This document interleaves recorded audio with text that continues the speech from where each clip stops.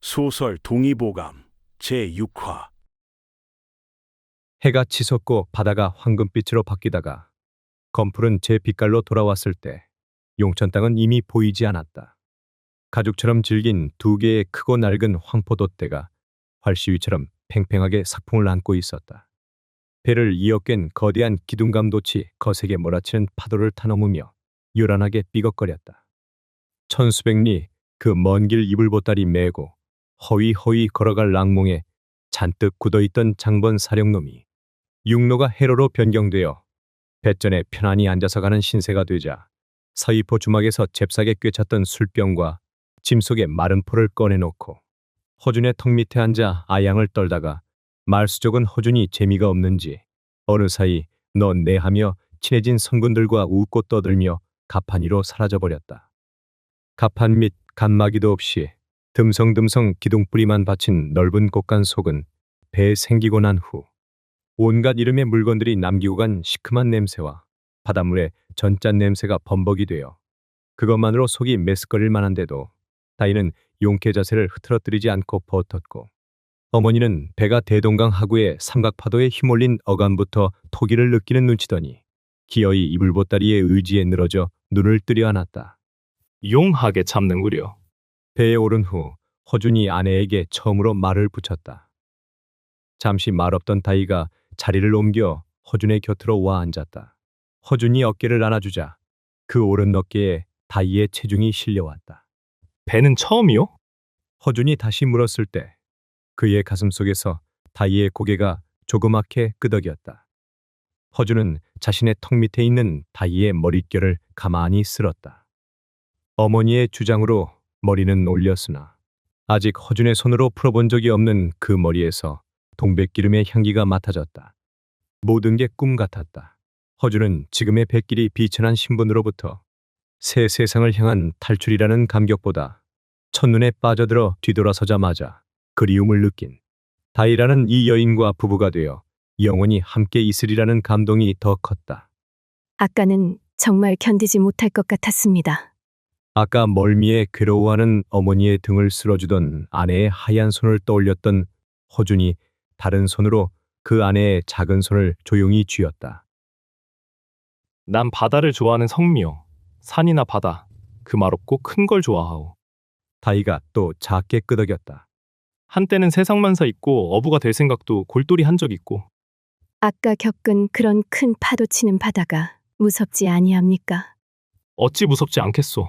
그러나 육지에 박혀 살며 겪는 이 생각, 저 생각에 비하면 그래도 누구 보는 이 없는 넓은 바다로 노를 저어가면 가슴이 트이고 그렇게 정신없이 배를 저어다니면 어느새 응어리진 것들이 후련히 씻겨나가기도 하고. 다이가 자세를 바로 했다. 노를 저을 줄 아시옵니까?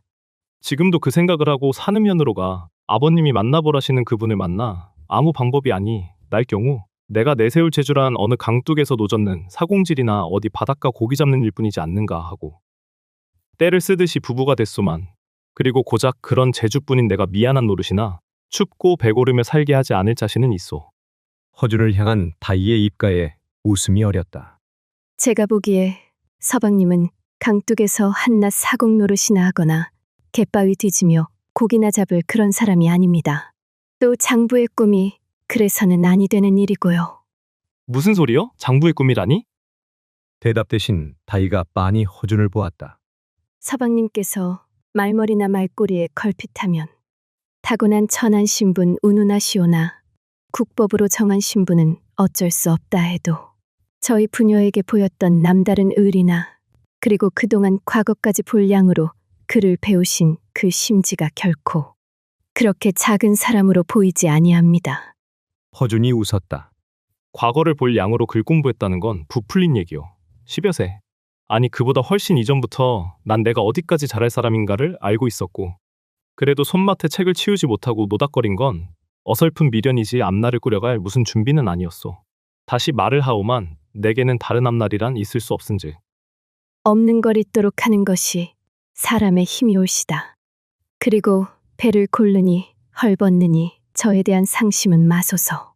제가 비록 속 좁은 아녀자라 하오나 제 일생을 의탁하는 것은 허준이라 일컫는 남자에 대한 신심이지 호의호식을 기대해서는 아니옵니다. 그토록 호의호식이 그립다면 사람 생김 쳐다볼 까닭 어디 있습니까? 젊은 여절 원할 돈 많은 후치자리라도 찾아갈 일이지요. 제 말이 너무 당돌한 건 용서하소서. 당돌하다는 게 아니라 허준이 말을 끊고 아내를 새삼보았다. 그동안 내 장래는 누구 못지않게 수백 번 생각해온다요. 하나 평생 부부로서 동고동락 해로할 맹세는 서슴없이 하오만. 그러나 다른 기대는 마오. 난 누가 날 기대할 아무것도 가진 것이 없는 사람이므로 정색하는 남편에게서 시선을 거두고 다희는 더 이상 거스르려 않았다. 장번 사령이 껐덕거리며 나타나 신난 듯이 떠들었다. 곧 강줄기 따라 한양길로 들어선다 합니다. 하하하하. 손씨가 몸을 일으켰다. 자, 다들 한번 바깥바람 좀 쐬시지요. 세 사람이 일어섰다. 가판으로 오르는 세 사람에게 한참 들리지 않던 갈매기들이 비껴가는 소리가 요란하게 들려왔다. 한양성 밖 서쪽으로 심리어에 질펀하게 널린 삼계와 서강은 황해도와 경기, 충청, 전라도의 조온이 끝나는 종착지였다. 소금에 전 물동네들이 한 나라의 수도에 턱을 받치고 형성되어 있었다. 800리를 흘러와 널따랗게 꿰진 강폭의 좌우 언덕과 골짜기에 크고 작은 선창과 마을이 촘촘히 박혀서 해가 떨어지자 그 불빛들이 제법 불야성을 이루어 강물 위에 일렁거렸다. 그건 해가 떨어지면 의주로 뻗은 큰 길목 역참 앞에 관솔불을 피운 것 외 칠흑 같은 어둠에 묻히는 용천읍에서는 보지 못하는 대처다운 장관이었다. 마을과 선창의 불빛깔만이 아니었다. 밤이 이미 이슥한 시각인데도 검은 강물 위로 형체가 큰 판옥선이며 조운선, 염선 등 관에 적을 둔 각종 배들과 사선인 나룻배와 크고 작은 어선들이 저마다 매단 등불을 달랑거리며 저어가고 저어오고 그리고 도성과의 통금이 풀리는 파루, 오경 세이점, 의시가까지 서둘러 가야 할 객들이 많은지 강의 이쪽 저쪽 어둠 속 나루에서 선객을 모으는 징소리가 이따금 요란히 강의 정적을 깨뜨렸다. 허준의 눈에는 모두가 이국의 풍경이었고 자라던 고장을 떠나 낯선 타관에 서 있다는 실감이었다. 등 뒤에 살얼음을 밟는 소리가 나서 돌아보자 다희가 다가와 있었다. 길 안내를 맡은 장번 사령이 경상도에 적을 둔 배를 수소문하여 그들이 잠시 엉덩이를 붙인 주막을 떠난 지 2시각도 넘어 있었다. 너무 늦는군. 아직 줄을 찾아 한참 돌아다니는 모양이요. 어머님은 잠시 눈을 붙이고 계십니다. 다희가 신방도 치르지 않은 남편에게 시어머니의 동정부터 전했다. 허준은 알고 있었다. 그들이 탄 배가 강줄기 따라 한양의 외곽을 돌아 이 서강에 다다를 때까지 그녀의 눈이 등성이 넘어 펼쳐졌을 한양의 하늘을 향해 수없이 착잡하게 맴돌던 것을 생각하면 한양은 그녀가 태어나고 자란 고향일 것이다. 기뻤던 일, 슬펐던 일, 온갖 추억이 일어 당연할 것이요. 더구나 이제 그 지척의 고향을 건너본 채 낯설었던 남자의 아내가 되어 경상도 그 먼 타관으로 떠날 신세로 어찌 만감이 없을 것이랴. 허준이 말없이 그 아내의 손을 잡아 자기의 체온을 건네주었다. 이 사람이 만일 배를 쉬고 하지 못하거든 내일쯤 도성내를 한 바퀴 돌려오? 왜 오니까?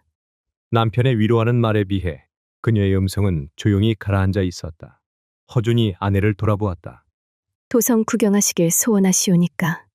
나하고 상관없는 고장이오만 미상불 한 번쯤 구경하고 싶지 않은 바도 아니오. 하오면 저는 어머님 모시고 객사에 남겠사오니 혼자 돌아보고 오소서. 평생을 살던 고장 아니오. 앞으로 올래야 다시 못 올 걸 생각하면 마지막으로 돌아보고 싶을 듯도 하오만. 대답 없는 그녀가 남은 한 손으로 장옷을 여며지는 것이 보였다. 태어나고 자란 곳이 고향이란다면 저 하늘 아래 있을 것이 고향일 터이지만 그 고향은 제 마음속에 있는 고향만으로 족하옵니다. 강물 속에 반짝이는 것들이 떠내려갔다. 유빙들이었다. 그리고 하오. 어머님께서 배멀미에서 회복하지 못하신 듯하여 다시 뱃길 따라 원행을 하실 수 있으실지 말씀드렸더니 어려워도 서둘러 가셔야겠다 하옵니다. 경상도에 간들 반드시 반겨주는 사람이 기다리고 있는 바도 아니었고 오로지 아버님께서 지어주신 그 서간 하나 믿고 가는 길이온데 자꾸 마음이 놓이시지 아니하신다 하시며 의지하지 못할 사람이면 아버지가 하필 그분을 찾아가라 했으리까? 어머니의 잔 걱정일 뿐이요. 하나 나도 알고 있소. 우리가 지금 산천 경계 유람하러 떠나온 길이 아니란 것을. 한양 얘기를 꺼낸 건 내 욕심이기보담 당신에게 한을 주지 않기 위해서요. 잡혀있는 다이의 손에 땀이 배고 있었으나 아내의 모습은 추워 보였다. 허준이 아내를 안았다. 그 허준의 가슴 속에서 그녀는 다소곳했다. 그들의 발 아래 검은 강물 속에서 또 반짝하고 유빙 조각들이 흘러가고 있었다. 일은 터진 듯했다. 허준과 다이가 새우젓 냄새가 진동하는 선창 주막으로 돌아와서 다시 한 시각. 나루토에서 치는 징소리가 다시 또 여러 차례 울렸는데도 장본 사령은 돌아오지 않았다. 처음엔 사또의 영 따라 그 장본 사령이 무던히도 애쓴다. 대견해하고 고마워하던 심정들이 차츰 의아심을 품어갔으나 차마 어머니도 허준도 자기들의 불안한 마음을 입 밖에 내지 않았다. 허준은 알고 있었다. 아버지가 써준 서간 속에는 아들이 그 땅에 뿌리를 내릴 동안의 신분적 보호를 당부한 것이고 산음에 도착하여 혼인을 치를 비용과 2억 칸짜리 집을 구하고 일가가 호구할 땅떼기를 살 돈은 따로 내려주었다. 그리고 그 돈량을 온몸에 감고 있는 건 장본 사령이었다.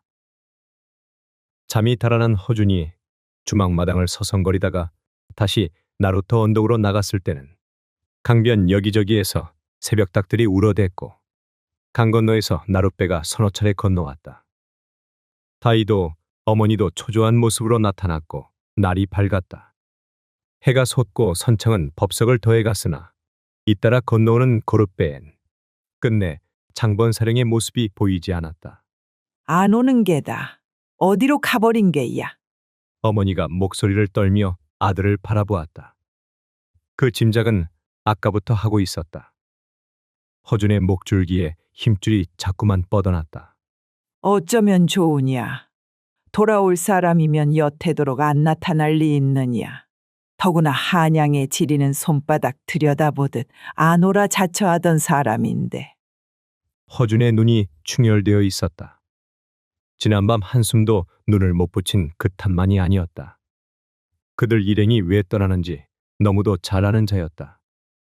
함부로 관아에 고변하거나 의지가지 없는 타관에서 유장하게 사람 놓아 달아난 자를 찾을 처지가 못 된다는 것도 너무나 잘 아는 자였다. 그 배신이 허준의 가슴 속에 뼈저리게 점여들었다. 찾아야지요. 허준이 번성하고 있는 강변의 잡다한 풍경을 향해 내뱉었다. 손 씨의 말은 거의 울음에 가까웠다. 달아난 게 사실이면 미리 온갖 궁리 다 했을 게 틀림없는데 동서남북길도 모르는 내가 어디에 가서. 그렇다고 이대로 돌아서리까? 빈손 맨주먹으로 경상도 아니라 어딜 간들 누가 밥을 거저 먹여줍니까? 손 씨와 다이가 허준의 충혈된 눈을 보았다. 도성안을 한번 뒤집시다. 성안 지리를 웬만치 짐작할 터이니 함께 가오. 10중 8구 헛걸음일 듯 하옵니다. 알지만 견딜 수 없어. 혹 불의의 병고일지 모르오니 사람을 믿고 하루에 더 기다리든가 잊어버리든가. 이따니 무엇라고? 그 사람 떠난 지 이미 거의 하루 해올시다. 정령 달아났다면 손닿지 않는 곳까지 갔겠지요. 찾겠소, 나는. 이미 그 눈은 아무도 말리지 못하는 눈이었다. 어머니는 주막에 머물러 계시오. 못 찾아도 쫓아는 보아야지. 이대로 빈털터리로 우리가 갈 곳이 어디오니까. 경상도건 뭐건 당장 뱃삭도 지닌 게 없습니다. 도성안을 다 뒤집어서라도 찾아야 해. 발끝에 허준이 벌써 나루 쪽으로 종종 걸음쳤다. 다이를 돌아본 건 쫓아오라는 명령이었다. 다녀오겠습니다. 다이가 손 씨에게 아뢰고 허준을 따라 나루로 향했다. 떨리던 손 씨의 입에선 절망적인 울음이 새나왔다. 처음 보는 한양 그 남쪽 출입구인 숭례문, 남대문, 밑은 감히 도성안에 살 것을 꿈꾸지 못하는 성박 무지렁이 백성들이 난장판 같은 시장을 벌여놓았고 그건 그것대로 구경거리였으나 지금의 허준의 눈엔 길을 가로막는 방해꾼들 일뿐이었다. 갑자기 때로 벽제 소리, 요란하게 귀인들의 행차가 웃고 떠들고 외치는 자빈들을 내어트며 다가왔다. 허준의 급한 걸음도 구종의 고함 소리에 쫓겨 잠시 숨을 죽인 인파 속으로 밀려났다. 요란한 벽제 소리에 비해 행차는 느릿느릿했다. 남녀 위에 높직이 앉은 귀인을 향해 허준이 눈을 치떴다. 이윽고 행차가 지나자 저자바닥은 갑자기 다시 벙어리가 입이 터진 양 소란하게 떠들기 시작했다. 허준이 문득 돌아보았다. 아내가 보이지 않았다. 아, 그 아내가 저만치 망건전 앞에서 큰가 쓴 사내들 앞에 말뚝처럼 박혀 서 있었다. 그리고 그중 한 준수한 젊은이가 만면에 웃음을 머금고 아내에게 무어라 반가운 소리를 지르고 있었다. 그리고 아내 또한 여며 쥔 장옷을 어깨 위에 떨군 채 망연히 그 젊은이를 바라보고 있었다. 범상한 만남이 아닌 걸 한눈에 알 수 있었다. 먼 발치로 봐도 아내와 마주선 청년은 훤칠한 키며 단아한 용모에 큰 갓이 잘 어울렸다. 허준의 심장이 얼어붙는 듯했다. 사원부 감찰 김철원의 아들 김상기. 심유는 못하나마 산소를 모시고 한번 상망의 고기나 파올린 후에 떠나려는 그녀를 설득할제 아내의 입에서 나왔던 옛 정혼했던 남자의 성명, 그리고 무슨 연유론가 북청에 나타나고 다이를 찾아 의주, 용천까지 나타난 인물, 그를 피하고자 서둘러 용천을 떠나온 터에 이제 낯선 한양 성문 앞에서 마주칠 줄이야. 김상기가 틀림없다는 건 직감이었다. 웃고 있던 청년이 다이의 쪽진 비녀를 향해 순식간에 핏기가 가신 것을 보아도 틀림이 없었다. 다가서는 허준의 귀엔 이미 주위 저자의 소음은 들어오지 않았다. 다이가 청년에게 향한 차가운 시선을 거두고 다가온 허준의 곁에 섰다. 니요, 이잔? 다희도 허준도 대답이 없자 청년은 다시 다희의 비녀가 꽂힌 머리와 양반들의 나들이 옷과는 거리가 먼 두툼하게 솜을 놓아 누빈 상것들의 의복에 패랭이를 머리에 얹은 허준을 쏘아보았다. 어디 사는 자인지 성명을 밝히거라. 무슨 연유로 오니까? 허준이 조용히 김상기의 시선을 맞받았다. 나서지 마소서. 서방님과는 상관이 없는 일이옵니다. 먼 길 떠나느라 짐짓 행인들의 이목을 피하자는 꾸밈이 아니고 정녕 이자가 서방님이라고? 허준의 몰골을 발끝까지 훑어내린 김상기의 눈이 다시 허준이의 패랭이에 머물 땐 질투가 일고 있었다. 지난날 설사 양가에 어떤 인연이 있었다 한들 그건 이미 흘러간 인연이옵니다. 흘러도 될 일이면 그 먼 길 왜 내가 북청 땅에까지 갔단 말이오? 김상기의 동행들의 눈빛이 허준을 향해 험악해지고 있었다. 행인들이 차츰 걸음을 세워 그들을 돌아보고 있었다. 비켜주소서. 까닭을 말하오. 아무 까닭 없습니다. 우리 두 사람 혼인했다는 것 외에는. 대체 왜 그랬단 말이오? 그리고 보아하니 이잔 양반의 차림도 아닐 뿐더러 양반이 아닐지 모르오나 죄인의 딸보담은 떳떳한 신분올시다. 그대는 이미 죄인의 딸이 아니오. 조만간 장인어른의 죄목이 풀린다는 소식을 알았기에 그 소식을 전해주고자 밤을 도와 달려갔던 나외다. 왜겠소? 우리 두 사람의 인연이 다시 이어지길 소원해서였소. 일순 홍조가 떠오르던 다희가 조용히 김상기에게 입을 열었다. 기쁜 소식 전해주어 고맙습니다. 지하에 계신 아버님도 이젠 편안히 눈을 감으시겠지요. 지하에 계신? 다희가 눈을 감았다. 불쌍한 아버님. 대체 언제? 사람 시켜 우리의 파혼이 통지되온 날. 그 내용 보시며 이미 아버님은 반쯤 돌아가신 분이었습니다. 아버님뿐 아니올시다. 여자에게 있어 파혼이 무엇이오니까 그 또한 여자의 죽음이옵니다. 눈을 질끈 감는 김상기를 허준이 보았다. 김상기의 지성이 자신의 격정을 껴누르고 있는 모습이었다. 다희가 날카롭게 외쳤다. 장인이라니요. 누가 말씀이 오니까. 유배지의 외로움을 아시오니까. 밤이면 산짐승의 울음소리, 파도 소리, 그리고 불빛 하나 보이지 않는 그 칠흑 같은 어둠 속에서 세상으로 향한 희망은 오직 아는 이들로부터의 위로와 격려의 목소리뿐이었습니다. 그런 우리 부녀에게 청년이 뜨거운 한숨을 뱉으며 다이의 말을 막았다. 그 파온 통지는 당시의 조정의 사세로 보아 우리 집안을 지키려는 아버님의 보신책이었지. 내 의사와는 다르오. 내게는 묻지도 않고 내리신 결정이셨소. 그걸 알고 나 또한 그 후로도 숱한 혼처를 물리치며 오로지 다이가 미소를 지으려 했다. 처절한 노력이었다. 그날 이후 아버님은 하루하루 쇠약해 갔습니다.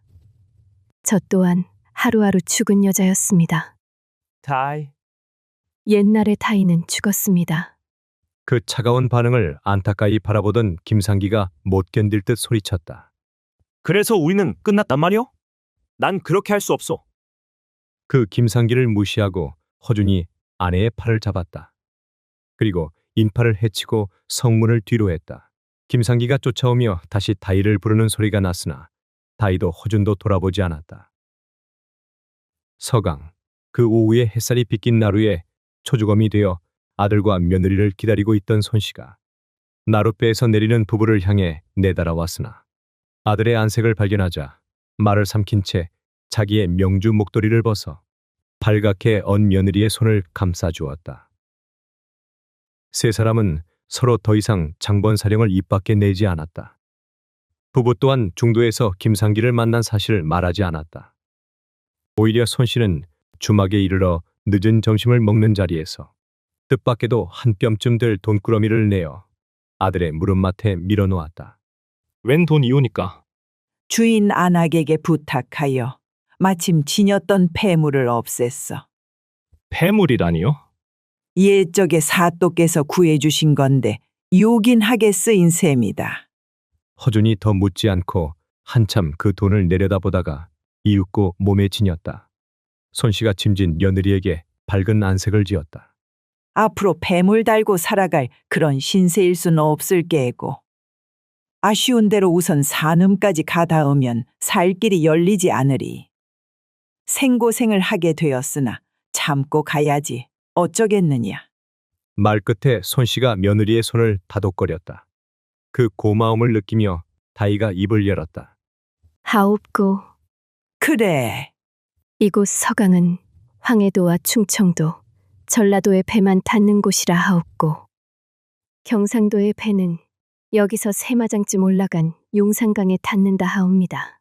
오던 길에 서방님께서 늙은 사공을 만나 새삼 알아보았습니다. 타고 갈 배도 쉬 구할 수 있다 하더냐? 손씨가 아들에게 물었다.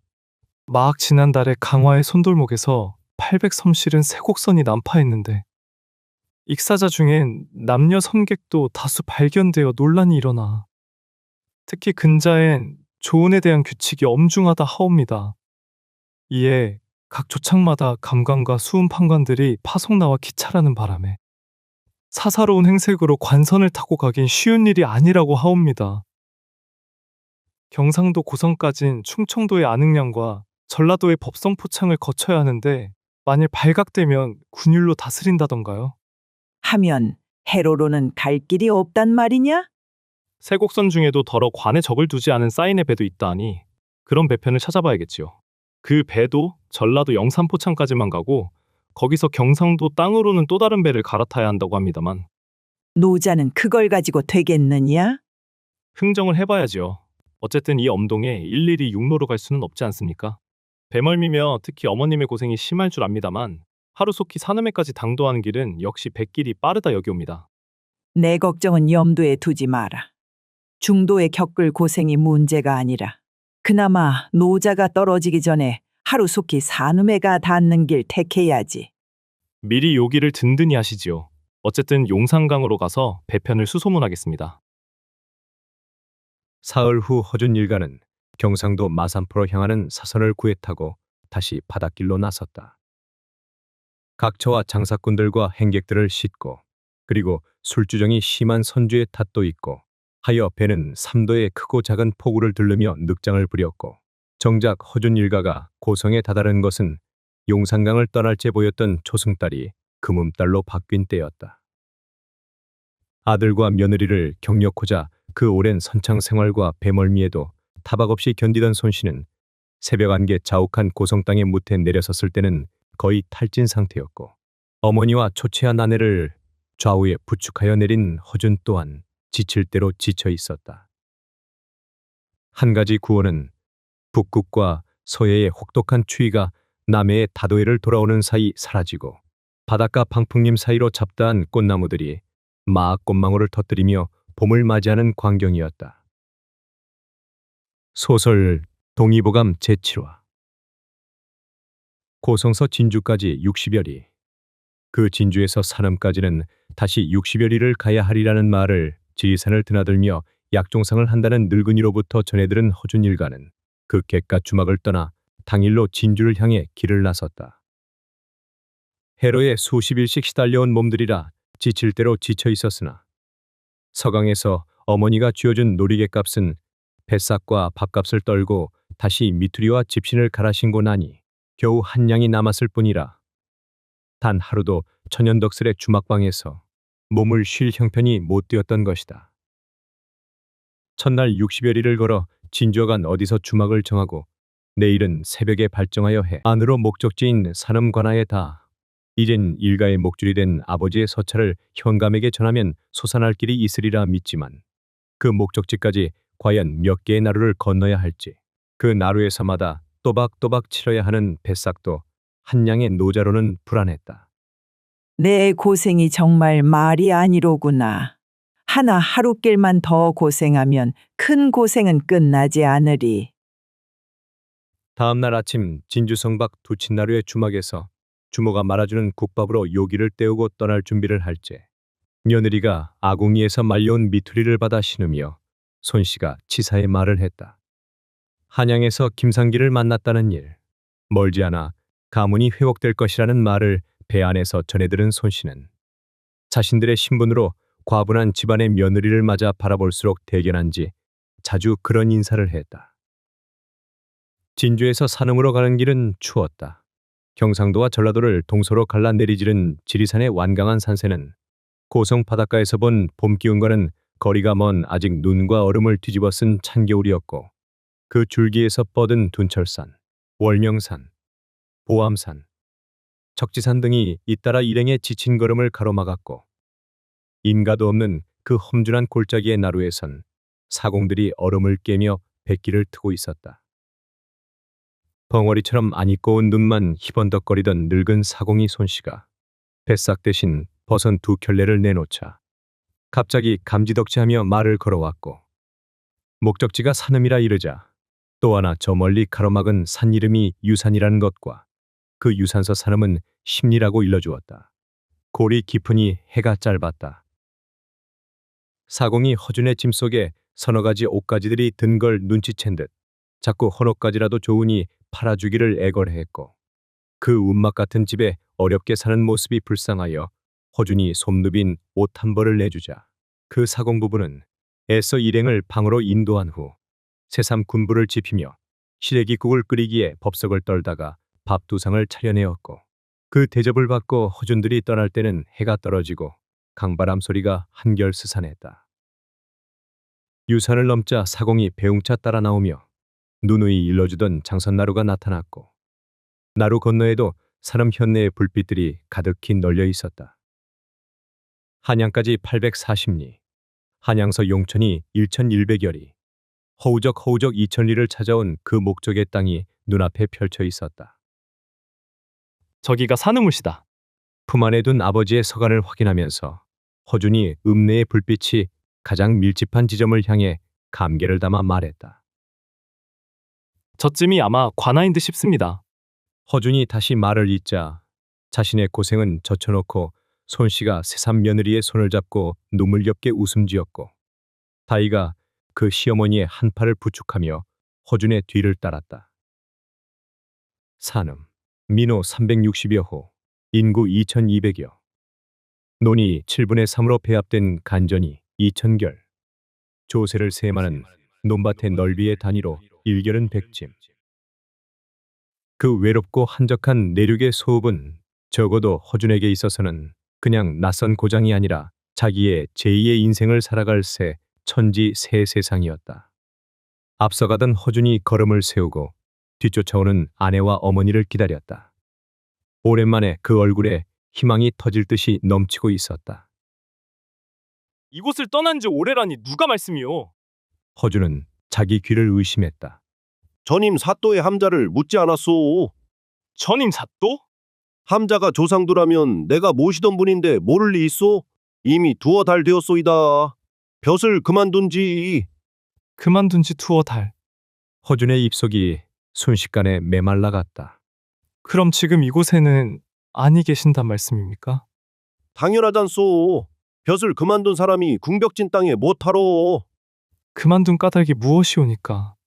까닭은 필요 없었다. 그러나 허준이 매달리듯이 물었다.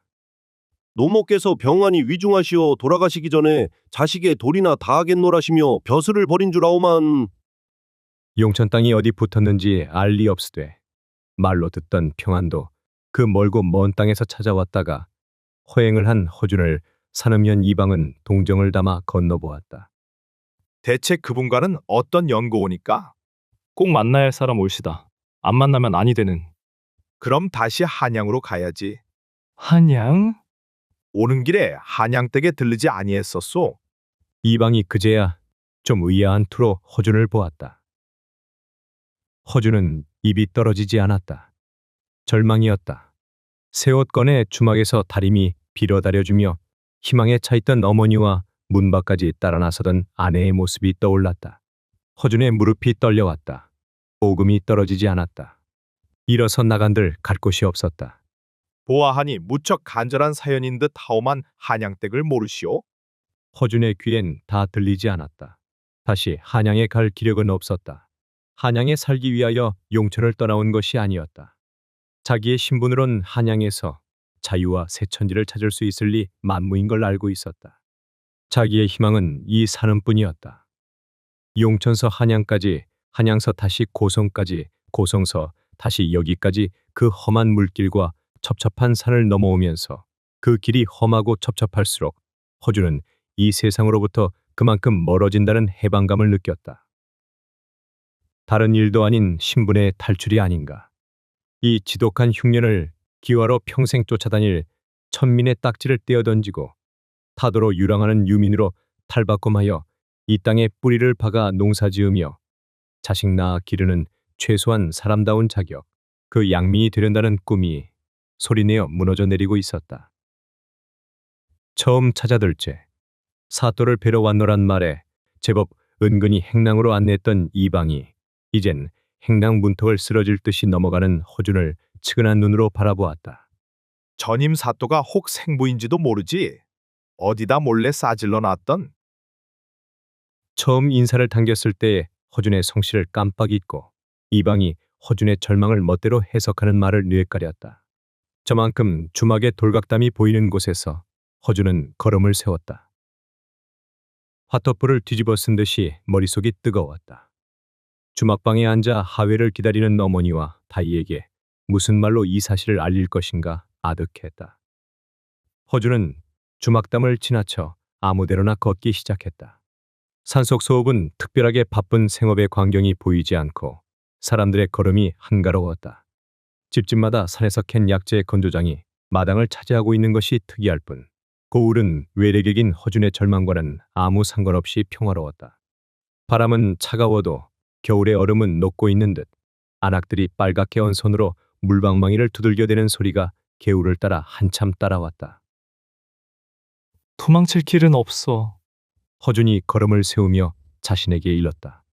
어떤 절망, 어떤 고난이 되었건 어머니와 그리고 아내는 자기가 맡아야 할 사람이었다. 허준이 주막집을 향해 되돌아가기 시작했을 때 맞은편에서 한 채의 가마가 오는 것이 보였다. 지나쳐가는 그 허준에게 가마를 따라오던 큰가 쓴 중년의 사내가 가로막았다. 가마꾼들이 신발을 발등에 잡아 싸맨 걸로 보아 가마는 제법 멀리서 달려온 듯 보였다. 가마 속 늙은 남자가 신음소리와 함께 처절하게 아들의 이름을 거푸 불렀다. 말 좀 묻네. 여기 유의원 댁이 어딘가? 모르워. 허준이 냉랭하게 대꾸하고 가려하자 큰가 쓴 사내가 허준의 소매를 잡아챘다. 모르다니? 사는 사람이 유 의원 집을 몰라? 유이태 말일세. 유이태. 그 손을 뿌리치며 허준이 다시 차가운 눈을 돌렸다. 모른다지 않습니까? 일순머리에 패랭이하며 신분 낮은 허준의 태도가 노여운지 사내가 눈을 찢었다. 그러나 병자를 대동한 급한 마음에서 막 나타난 약초를 한 짐진 늙은이에게 내달았다. 약초진 늙은이가 손가락을 놀리며 방향을 가리켜주자 가마가 다시 달려갔다. 그 가마를 쫓아가는 사내를 보며 문득 허준은 유이태라는 이름을 어디서 들었다고 생각했다. 곧 기억이 되살아났다. 그 이름을 처음 들은 건 용천 한전동에서 다희의 입에서였다. 다희의 아버지, 그 죽은 장인이 북청서 의주까지 찾아 나섰던 의원의 이름이 유이태였다. 하나 그 의원의 존재가 자기에게 무엇이란 말인가. 가마가 멀리 산비탈로 달려가는 것을 보면서 허준은 어머니와 아내가 기다리는 주막으로 향했다. 아들이 어렵사리 얘기를 꺼내어 말을 마치기까지 사색이 되어 아들을 바라보던 어머니가 조용해졌다. 상큼 긴장된 눈빛을 들어 남편을 지켜보던 다희도 그 시어머니의 손을 잡으며 이윽고 조용해졌다. 허준도 사태를 더 부연하지 않고 입을 다물었다. 그 세 사람 앞에 아버지가 애써 꾸며준 서간이 받아볼 주인을 잃고 놓여 있었다. 북쪽 용천서 이 남쪽 지리산록의 사흘까지 허우적 2000리길. 그 세 사람의 유일한 희망이요. 목숨줄이던 서간은 이젠 한낱 종이 쪽지에 불과한 무용지물이었다. 침묵이 길었다. 맨 먼저 다희가 시어머니의 손을 쥐는 것이 보였고 이어 어머니가 그 며느리의 손을 마주잡는 것이 보였다. 어머니와 아내의 울음소리와 절망 어린 모습을 예상했던 허준에게 아내와 어머니의 그 참을성 있는 모습은 새로운 용기를 불어넣어 주었다. 손씨가 입을 열었다. 허둥거려서 방도가 나설 일도 아니고 오늘 하루 차분하게 너희끼리도 의논을 정해보아. 이럴 때일수록 기운을 내야지. 아무러면 산입에 거미줄이야 치리. 방도는 세 가지 있습니다. 한 가지는 이 서차를 들고 한양으로 돌아간 그분을 찾아 매달려 보는 일이요. 둘은 다시 용천으로 돌아가는 기롤시다. 다시 용천으로? 그 밖에 앞에 두 길을 단념하고 죽기 살기로 이 고장 어디에 남아 버티는 게 뿐일시다. 내 뜻부터 정해보아. 일이 된 이상 이제 우리가 믿는 것은 내 결심뿐이지 않느냐. 어머님, 말해라. 허준이 아내에게도 시선을 주었다가 다시 어머니를 향해 입을 열었다. 용천으로 돌아가면 다시 아버님 그늘에서 평생 명고생은 하오리다. 하나 소자는 용천을 떠나올 때 용천을 버렸습니다. 몸은 편했을지언정 그곳은 하루하루 내 마음이 지옥이었던 곳이므로 아느니라. 전 결단코 용천으로는 돌아갈 마음 없습니다. 그곳에 다시 간다. 함은 양민이 되련다는 소망을 버리고 옛 편한 신분으로 되돌아가련다는 것 외에 무엇이오니까. 허준이 아버지의 서간을 집어들었다. 그리고 우리가 이분을 찾아온 뜻은 이분이 이 고장이 현감이셨을 때 그 비호를 받자는 것이 없지. 이제 볕을 버리고 낙향한 분임을 알면서까지 아버님과의 인연을 빌미 삼아 찾아간다는 것은 그건 부탁이 아니고 구걸옷이다. 두 여자는 말이 없었다. 물론 구걸 아니라 더한 짓을 해서라도 그것으로 우리 세 사람 편안히 뿌리박을 길이 있다면 소자는 그 구걸 10번도 100번도 서슴지 않으오리다.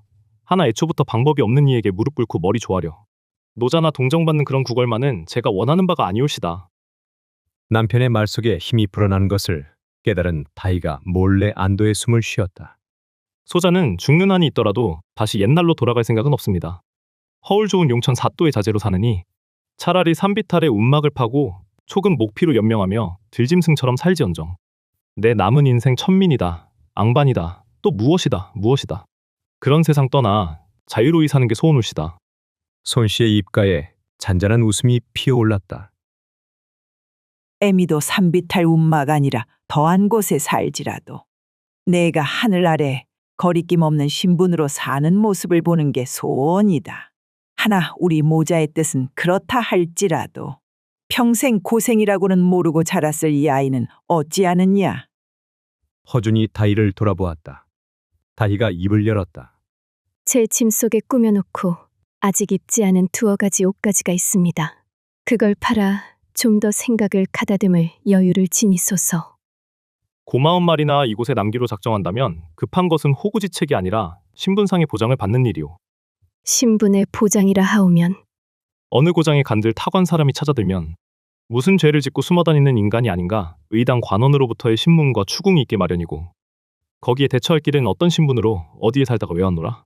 떳떳이 밝힐 호패뿐인데 지금 내 몸에 지닌 호패는 양민의 것이 아닌 천민의 것이오. 손씨가 조심스럽게 끼어들었다. 아버님 말씀이 지난 날에 그 천적 호펠랑 없애고 흉년을 맞아 살 길을 찾아 헤매는 유민이라 우기라 않으시더냐? 압니다. 그러셨지요.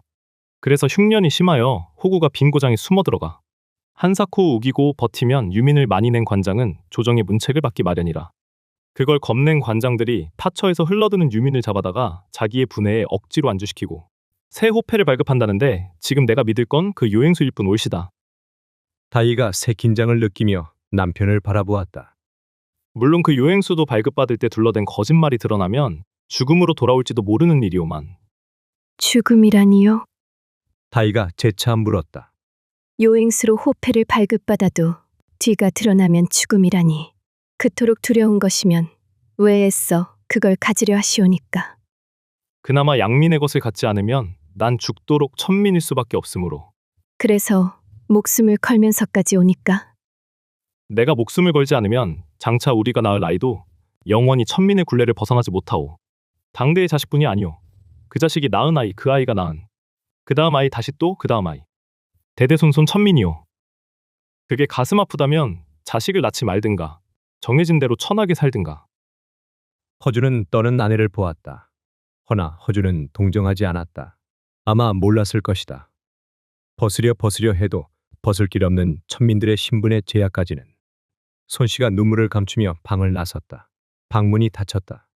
나와 만난 것이 이젠 후회스러울게요. 세상에 어떻게 그런 무서운 법이. 믿기지 않습니다. 전 믿기지.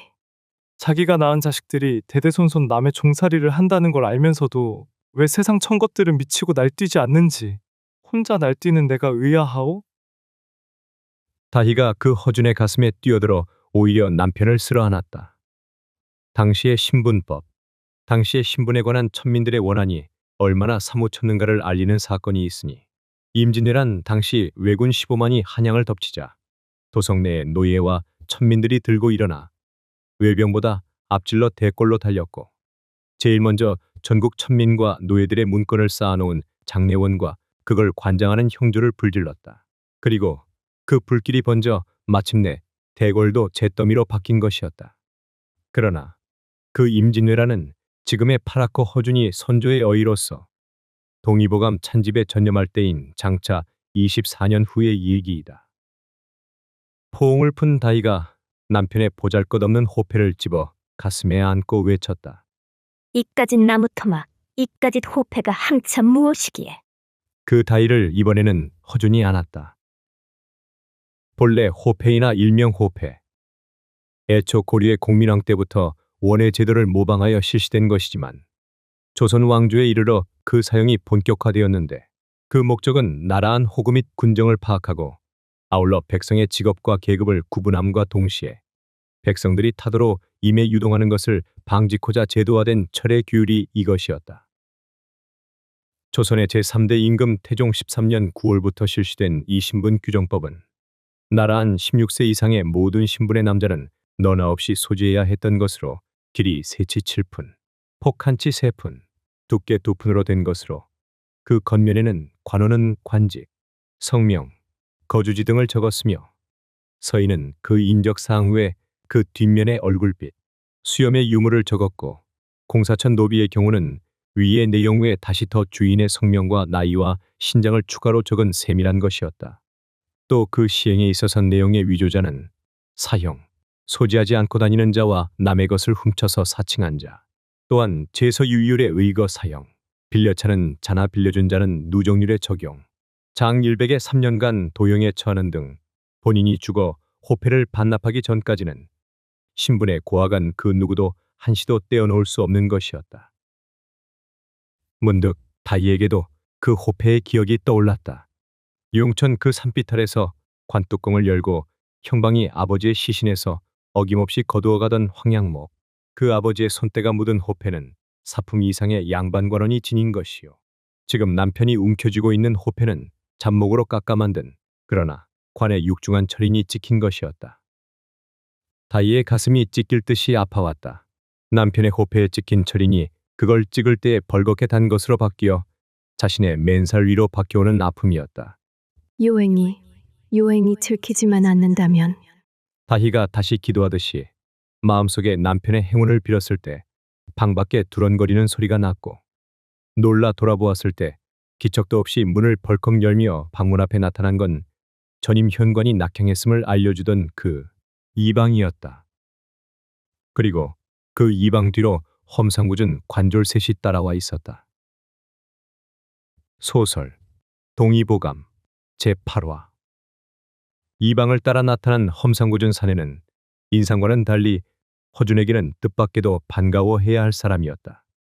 꽤나 정색을 내는 이방이 앞장서 주막의 복록방에 둘러앉자 그 사내는 자신의 성명을 구일서라고 밝혔고, 이방이 덧붙여 소개하기를 오랫동안 전임 사또 조상들을 따라다니던 하졸이었는데 조현감이 벼슬을 버리게 되자 산음의 공방으로 주저앉게 된 인물이라고 했다. 이에 이미 전임 사또의 도움을 포기한 허준이지만 반색해 손을 잡았고, 구일서 역시 깨끗한 생김새에 비해 극진히 허리를 굽히는 허준의 태도에 금시 호감이 갔던지 곧 스스럼 없이 굴었다.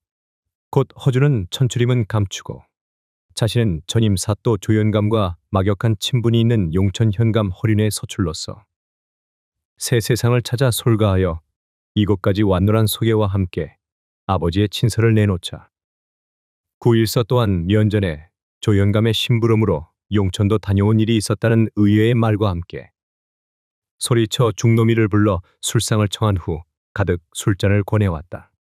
잔이 거듭되는 사이 구일서가 의외로 심지가 부드럽고 소탈한 인물임을 알자 허준은 죽으나 사나 이젠 이 구일서를 의지하여 이 산음의 나물이라는 작심을 하기 시작했다.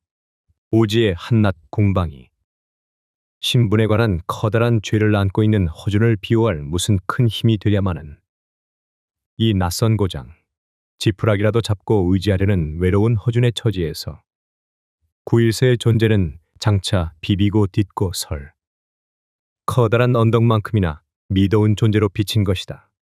술이 거나해진 구일서는 전임 조연감이 자신에게 얼마나 큰 은인인가를 뇌까리기 시작했고, 허준 또한 떠나오던 길에 한양 원조리에서 장본 사령에게 정착할 돈을 떼었다는 얘기를 꺼내자 구일서는 허준보다 더 분해하며 그 박살할 놈 하고 내었다. 이어 그는 이 산음 땅이 비록 첩첩이 산에 막혀 대초하는 외진 고장이나 인심후하고 없는 사람이 살기엔 얼마나 편안한 곳인가를 누누이 주장했다.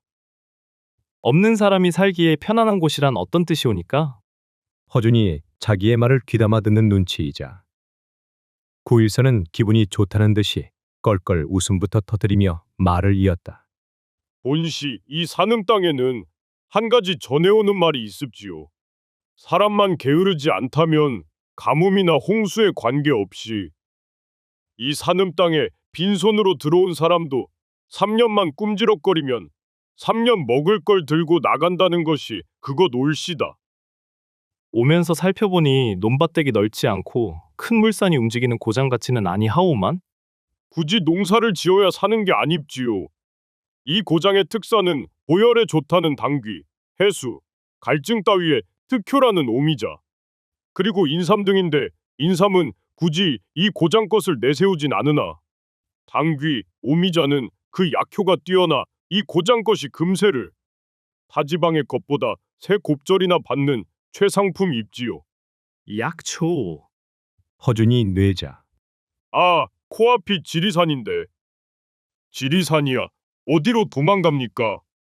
제철이 되면 자생한 약초가 골짜기마다 나고 또 약초를 딸 철이 아닐 땐 마연동 사철광에 가면 그 품값 또한 두세 식구 먹고 사는 데는 모자라지 않는 벌이올시다. 이 고장에 철이 난단 말씀이요? 마연동이라고 북쪽 산인데 거기서 나는 쇠는 이 산음의 유명한 세공품 올시다. 하하하. 그리고 또 혹시 운이 있고 실력이 돌봐주면 산삼이라도 개업할자 제대로 고치는 사람도 혹간 있고.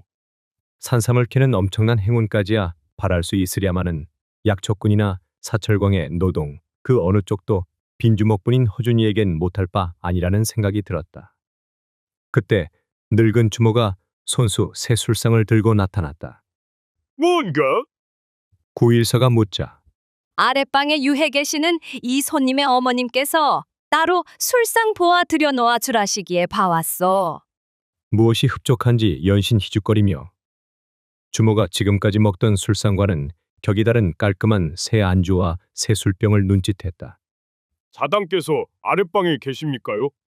허준이 끄덕였다. 허준은 짐작했다.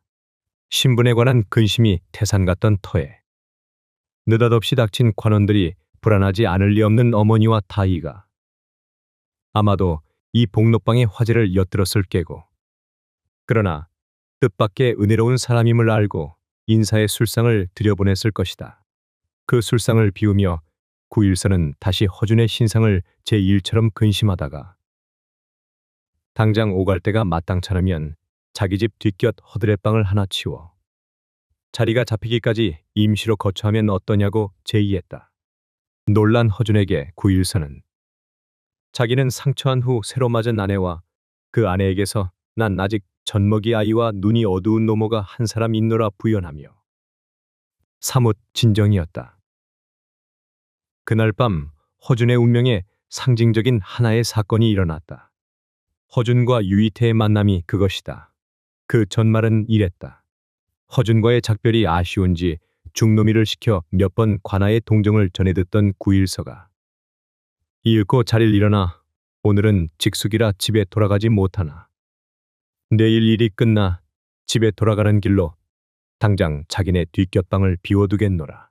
일방적으로 정하고 돌아간 뒤 아랫방으로 건너간 허준은 어머니가 보내준 새 술상이 아내가 내놓은 새 옷 한 벌을 주모에게 건네주어 마련된 것임을 알았고 입이 벌어진 주모가 밤참이라는 걸 들여왔었다. 그러나 그걸 먹고 난 어머니가 배탈이 났던 것이다. 당황하는 허준과 다이에게 달려나온 주모가 여유만만하게 말했다. 걱정을 마오. 이 산음 땅에선 제 명수 다 아는 이 아니고서야 유의원께서 다 고쳐주시니까요. 유의원? 예, 유이태란 분이시오.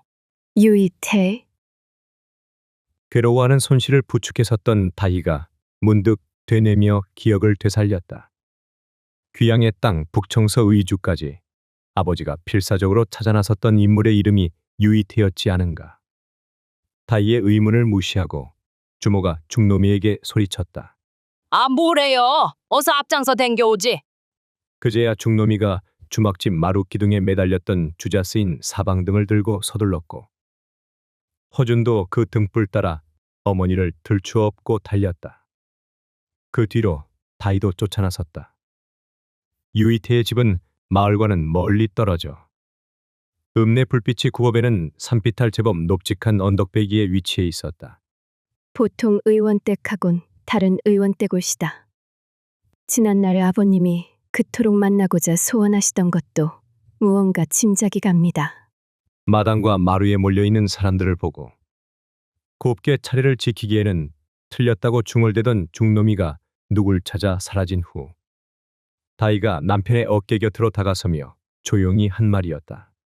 어떠합니까 지금? 허준이 역시 잠잠해진 어머니에게 병세를 물었다. 이상하구나. 한참 내가 출렁이며 달려와 준 탓인지 한결 가라앉았어. 조금만 참고 견디소서. 기왕 왔으니 혹 압니까? 제법 용한 의원이라면 어머님의 오래된 가슴앓이병도 낫게 할 수 있을지. 손씨가 쓸쓸히 미소짓자 다이가 아직도 어떤 감회를 담아 한마디 보탰다. 그냥 허명만 난 사람은 아닌 듯합니다. 왠지 제 짐작이 그러합니다. 이때 중노미가 슬그머니 나타나 허준에게 손때 묻은 나무패 하나를 내밀었다. 뭐요 이건? 순번을 기다리는 패올시다. 유의원의 의술을 배운답시고 자칭 제자란 것들 두셋을 제가 잘 아는데 벼슬 높은 몇 사람이 와 있다고 오늘은 새치긴 안 된다고 떠드는군입시오. 병자를 데리고 온 처지에 마음 급하지 않은 사람이 어디 있으랴만. 과연 주변은 무시로 나 좀 봐주소를 연발하고 신음하는 애처로운 병자들이 멍석 위에 줄을 이어 있었고 몇몇 중병인 병자를 보며 허준은 새치기 할 염치는 없었다. 이 집이 늘 이렇게 붐비요? 허준이 묻자 유의원께서 늘 집에 안 계시기 때문 올시다. 좀 괴팍한 양반이라서 새벽에 계시다가도 아침엔 없고 또 어쩌다 집을 떠나면 한 달은커녕 두 달, 석 달씩 안 계시기도 하고 그러니 아파도 그 양반이 집에 돌아와 계실 때 아파야지요. 또 돌아오셨다 하면 소문이 하룻밤 만에 나서 이 모양이요. 대체 어딜 다니기에? 모릅죠. 소문은 가지가지지만 좌우간 웬 술 잘 먹는 중하고 함께 돌아다니는 건 자주 봤습죠. 술 마시는 중? 중이 어떻게 술을 마시오? 글쎄쇼. 그러나 언젠가 우리 집에서도 두 분이 술을 자신 적이 있는데 황구 한 마리하고 술 두 동이를 밤새 내리 싹 쓸어 자신 것을 이 눈으로 봤습죠. 기행이 심한 사람인가 보구나. 손씨가 고통은 많이 가신 얼굴이 되어 말했을 때 갑자기 사람들이 병사의 넷째 방으로 몰리며 소란해졌다. 순간 중놈이가 외쳤다. 이리 옵시오. 쫓아옵시오. 허준이 얼결에 어머니의 손을 끌고 그 뒤를 쫓았다. 중놈이가 사람들을 밀치고 헤집으며 허준을 잡아 끌었다. 열어라. 낮고 짤막한 그리고 어딘가 단호한 울림이 있는 목소리였다. 제자 두 녀석이 좌우로 방문을 열었다. 방문은 병풍처럼 2단으로 접어져 온 방 안이 들여다보였다. 방 안에는 밖의 제자들보다 좀 더 연조가 들어배는 제자 세 사람이 서 있었다. 한 사람은 팔뚝만한 촛불을 들었고 또 한 사람은 수십 개의 수건을 담은 쟁반을 들었으며 남은 하나가 붓과 병불을 들고 서 있었다. 문득 유이태가 웃방에서 건너와 마당 쪽을 돌아보았다. 사람들이 저마다 굽실거렸으나 무표정했다. 의원이 지닐 법한 인자함이나 웃음기라고는 하나도 없는 오히려 눈빛이 얼음처럼 차가워 배는 중키에 몸도 마른 볼품없는 사내가 허준의 눈에 비치고 있었다. 마당 뒤쪽으로 밀려난 누군가가 병사 앞으로 다가앉은 앞자리의 허준들에게 차례가 틀렸다고 되알진 욕을 퍼붓는 것이 들렸다. 그러나 이미 앞자리를 차지하고 앉은 허준들은 뒷자리에 불평 따위쯤엔 뒤돌아보지 않았고 오히려 자칭 제자로 일컫는 마당쇠들이 불평하는 뒤쪽으로 향해 손가락질을 섞어 눈을 부라렸다. 5사람의 병자와 가족들이 방 안에 한 줄로 늘어있기까지 촛불과 손수건들과 붓과 벼루가 담긴 나무판을 든 제자들을 거느린 채 유이태는 한마디 입도 열지 않고 서 있었다. 허준의 눈에 유이태의 그 모습은 마치 필요 없이는 한마디의 말도 하지 않고 반발짝도 움직이지 않으려는 고집스러운 인간의 일면을 느끼게 했다. 문득 제자들의 고개가 또 한 번 숙여지더니 중병자들이 있는 윗방 쪽에서 20을 넘었을까 새파랗게 젊은 청년이 건너와서 유이태의 곁에 섰다. 허준이 누구냐는 듯이 곁에 중놈이를 돌아보자 유의원의 아드님이시오. 이름은 도지라고 하는데 부전자전으로 재주가 아버지 못지 않다오. 하고 중놈이가 허준의 귓가에 낮은 소리로 귀뜸해 주었다. 허준은 아버지보다 화사한 옷차림에 비단을 입힌 침통을 든 유이태의 아들을 보았다. 어디까지가 상이고 어디가 하인지 의술의 정도는 알지 못하나 그 도지라는 젊은이의 모습은 허준의 눈에 침묵하고 있는 아버지와 격이 다른 치기만만한 모습으로 비쳤다. 유이태가 움직였다. 순간 재빨리 제자가 손수건 쟁반을 내밀었고 유이태가 그 부드러운 명조 수건을 오른손에 감고 병자 앞으로 다가섰다. 그러자 두 번째 제자가 촛불로 병자의 눈과 안색을 비추었고, 도지가 세 번째 제자가 내미는 꽤 두툼한 장기를 받아들었고, 다른 손으로 붓을 잡아 세 번째 제자가 내밀고 있는 벼루에 먹물을 찍었다. 유이태가 한 무릎 꿇며 손수건이 감긴 손으로 병자의 눈을 까뒤집었다. 아들이 먼저 물었다. 어디 사는 닌가? 나이에 맞지 않은 오연한 반말이었다. 방골 사는 진도석입니다. 한눈이 까뒤집혀진 머슴 같은 병자가 대답했을 때 유이태의 첫마디가 열렸다. 황달일세, 간이 상했어. 뱃속엔 더러운 물이 찼고. 간이 상하면 어찌 됩니까? 유이태가 간단히 대꾸했다. 10중 8구 못 살지. 못 산다고요? 혀 내보게. 병자가 노랗게 변색하고 백태 낀 혀를 내밀었다. 장갈 갔던가? 아직. 그렇다면 일찍 죽어도 큰 죄는 없어. 유이태를 따라 아들과 제자들이 다음 사람에게로 이동했다. 그대는 어찌 왔나? 두엄을 퍼나르다가 논고에서 발목이 삐끗하더니만 금시 이렇게 퉁퉁 부어올라선? 유이태가 그 발목을 움켜잡았다. 사내가 비명을 내질렀다. 손을 놓으며 유이태가 아들에게 명령했다. 침 놓아라. 호침을 쓰되 취할 곳은 신유와 좌측 발효다. 아들 도지가 침통을 열다 말고 의아한 얼굴을 했다. 소자의 눈에는 발을 삐었을 뿐으로 보입니다. 발빈 것쯤은 차가운 물수건에 싸두면 대여세면 낫는다. 하나 이 사람은 평소 신이 온전치 않아 걸핏하면 넘어지는 병이니라. 신이라니요? 부자의 말을 듣고 있던 병자가 끼어들자 유이태가 웃지도 않고 대꾸했다. 신도 몰라. 사내면 다 차고 다니는 게 신이지. 자네. 예? 두 쪽 매달린 게 남들보다 반쪽도 못 되는 작은 걸 차고 있어. 예, 맞습니다. 약도 지어주어라. 발미환. 붓을 든 제자가 세산 병자에 사는 고장과 성명을 물었고, 스승의 처방도 잇따라서 갈기는 사이 손에 수건을 갈아싼 유이태가 다음 병자에게 다가앉았고, 발이 삐었다는 사내는 수건을 대령한 제자와 도지에게 부축되어 웃방으로 옮겨지며 숨차게 소리쳤다. 죽지는 않을 병인지 말해줍시오. 죽진 않아. 하나 행여 장가들 생각은 마라. 자식도 낳지 못할 게고 어차피 지집은 도망치고 말터인즉슨. 기대를 걸고 필사적으로 바라보던 병자가 갑자기 고개를 떨구며 목안을 메어오는 울음을 틀어내며 웃방으로 옮겨졌다.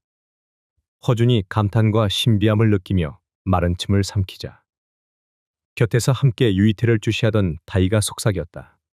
마치 사람의 몸속을 꿰뚫어보는 사람 같습니다. 온 마당 사람과 차례가 끝난 병자도 차례를 기다리는 병자들도 유이태의 다음 움직임에 숨을 삼키고 있었다.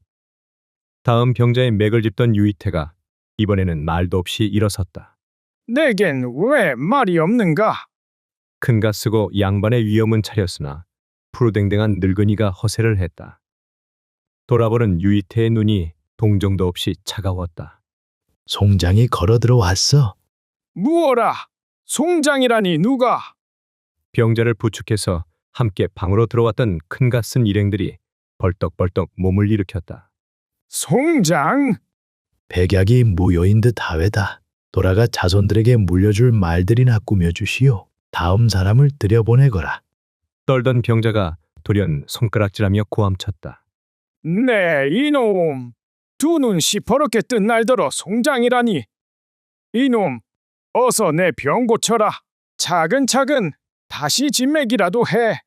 난 살아날 사람에게 약을 지어주는 의원이지 목숨까지 파는 사람 아니요. 이 돌팔이 같은 의원놈이 공연한 허명만 요란해가지고 어서 진맥하지 못하느냐? 이놈이 관찰사의 병을 고쳤다더니 관찰사를 믿고 유세를 부리느냐? 어서 내 병도 고쳐내라. 이놈! 이놈! 그 호통치는 큰 갓을 향해 중인의 작은 갓을 쓴 유이태가 마주 삿대질을 했다. 의술은 이미 형장과는 상관이 없어. 한 가지 길은 그래, 한 가지 길은 그 부들부들 떠는 병자에게 유이태가 냉랭하게 내뱉었다. 객사하지 말고 서둘러 집에 가 편안히 아랫목에 눕기나 하시오. 마당 쇠들이 다음 차례인 허준을 포함한 5가족을 방으로 들어가란 눈짓을 했다. 허준들이 방 안에 들어앉는 사이 호통치던 큰 가시 갑자기 가슴을 부여안으며 심하게 쿨룩거렸다. 이어 그 동행자들이 유이태에게 멱살을 잡을 듯이 벼르다가 욕을 퍼부으며 병자를 부축해 나가자 인절미만 먹어도 낫는다는 변비의 병자가 고마워서 그대로는 못 가겠다는 듯이 유이태 앞에 새삼 조아렸다. 제 병은 찹쌀죽과 인절 미만으로 낫는다 하셨죠. 한데 진맥료는 얼마온지. 진맥한 적 없으니 걸리적거리지 말고 썩 물러가기나 하게. 변비병자가 허리를 있는 대로 구부리며 물러가자 차례는 손씨였다. 유이태가 새 수건으로 손을 감싸고 손씨를 보았다. 이어 유이태의 눈이 손씨에게서 다시 그 시어머니를 부축해 앉은 다이에게 그리고 허준에게 멎었다. 짧은 긴장이 허준 일가에게 흘러갔다. 유이태의 눈이 병자인 손씨 아닌 허준에게 계속 멎어 있었다. 이윽고 그 유이태가 입을 열었다. 성명이 뭔가? 병자는 내가 아니라 어머님 올시다. 허준이 아내가 부축해 앉은 어머니를 가리켰다. 그러나 유이태의 시선은 계속 허준에게 박힌 채 움직이지 않았다. 허준의 목소리가 떨려 나왔다. 왜 그러시오니까? 말 못할 중증의 병이 오니까. 난 자네 성명을 묻고 있어. 허준 올시다. 어머님의 병을 보아주소서. 저녁 나절에 진지를 드시다가 갑자기. 허준이 말을 맺기 전에 이미 시선을 거둔 유이태가 다음 병자에게 옮겨가며 툭 말을 뱉었다. 먼 길 배멀미에 속이 뒷고인 채 굳은 음식을 먹은 나쁜 병도 아니야. 돌아가 뜨신 물에 1시간마다 발이나 서너 차례 씻으면 편안해질 거야. 놀란 건 허준뿐이 아니고 다이도 손씨도 마찬가지였다. 돌연 허준 자신도 모르는 거짓말이 어떤 반항처럼 튀어나왔다. 어머니는 배를 타고 오신 적이 없소. 순간 유이태가 천천히 그 허준을 돌아보았다. 차갑고 꿰뚫 듯한 눈이었다. 허준이 또 한 번 그 유이태에게 되물었다. 당신이 우리가 배를 타고 오는 것을 보았소? 아들 하나 총명한 자식 낳았군. 쏘아보는 허준을 무시한 채 유이태의 눈길이 손씨에게 머물며 뇌었다. 그리고 더는 돌아보지 않았다. 방 안의 눈이 허준과 손씨에게 쏠리고 있었다. 여긴 발 씻을 물까지 끓여주진 않아. 어서 돌아가란 말이다. 아버지와의 눈싸움을 보고 있던 아들 도지가 자기 아버지를 쏘아보는 허준에게 아래 것들에게 하듯 말을 던지며 지나갔다. 허준은 더 이상 상대 않는 유이태의 그 뒷모습에 맥이 풀려갔다. 자기가 왜 갑자기 그에게 반감을 느꼈는지 알 수 없었다. 손씨가 그 아들의 손을 더듬어 잡고 돌아가자는 눈짓을 했다.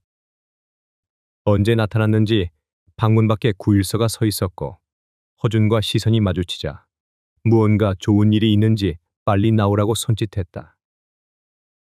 유이태의 집에서 돌아온 그날 허준은 다이로 하여금 한결 몸을 추스른 어머니를 모시고 주막으로 돌아가게 한 후 주막까지 다시 나타난 구일서를 따라 나섰다. 그들이 간 곳은 옥사에 갇힌 죄수들의 조솥밥을 해대는 밥집이었고 그 납작한 초가는 산음관아의 아전들이 수시로 드나드는 친숙한 집인 듯 했다. 떠드는 품이 오늘이 정청의 직숙들인 듯. 영리 두엇과 서리 하나가 밥상과 술상을 차고 앉았다가 구일서를 향해 말하던 사람이 이 사람인가? 하고 허준에게 관심을 보이며 뜯어보았다. 허준은 구일서가 권하는 대로 동관들에게 선 자리에서 자기 성명을 밝히고 다시 구일서를 따라 건넌방 쪽 마루로 올라섰다. 방 안엔 조식과 햇볕에 쪼그라든 중년의 사내 3사람이 뜨악한 표정을 하고 앉아 있다가 구일서를 따라 들어서는 허준에게 얼핏 눈길을 향해 왔을 뿐 일어나 맞이할 반가움은 없다는 투였다. 통성명이 끝나자 허준은 또 한 번 자신에 대한 구일서의 호의를 실감했다. 구일선은 당장 내일서부터의 허준의 생업을 걱정하다가 빈손에 허준이 해볼 만한 직업 중에서 자기가 아는 인물들을 불러 모은 것이었다. 나이가 지긋한 쪽이 자신의 생업을 사냥꾼이라고 소개했고 남은 둘은 약초 캐는 게 어비노라고 했다. 이어 몇순 배 걸쭉한 모주잔들이 돌아가자 그들은 오가다 안면이 있을 뿐 통교도 없는 관아의 공방에게 언감생심 공수를 얻어마시고 있는 이유를 갑자기 깨달았는지 허준을 향해 뒤죽박죽으로 말문을 열기 시작했다. 요약을 하건대 늙은 사냥꾼은 자기는 활솜씨보다 주로 덫을로와 곰과 여우를 잡는데 곰의 쓸개가 간이 나쁜 안질 환자에게 얼마나 비싼 금세로 팔리는 것이며 여우털 또한 얼마나 값이 비싸게 팔리는 것인지를 자랑한 후 그러나 여우란 놈이 하도 약아서 처음 이 길에 들어서는 사람은 사나운 곰이나 여우까지는 바랄 수 없으나 약을 뿌려 꿩이나 토끼만 부지런히 잡아도 가을과 겨울 두철 벌이로 한해 계량은 너끈하노라 주장했다. 그러고도 돈량이 더 아쉬우면 봄 여름으로 마연동 사철광에 나가서 남의 부역을 대신해주면 가히 그 벌이는 쏠쏠하노라 떠들었다. 다소곳이 듣고 있는 허준을 보자 각시 또 심령이 난 그는 덫의 종류에도 짐승의 목이나 발목을 올가매는 코류와 틀에 치도록 하는 틀류 두 가지가 있다며 물코, 지게코, 하늘코, 함정코, 쇠붙이로 만든 찰코 등등 허준이 듣도 보도 못한 덧 이름을 꿰어갔다. 그 다변과 장황한 자기 자랑을 늘어놓는 사냥꾼의 큰 소리를 시종 비아냥거리는 눈으로 건너보던 약초꾼들의 주장은 또 이러했다.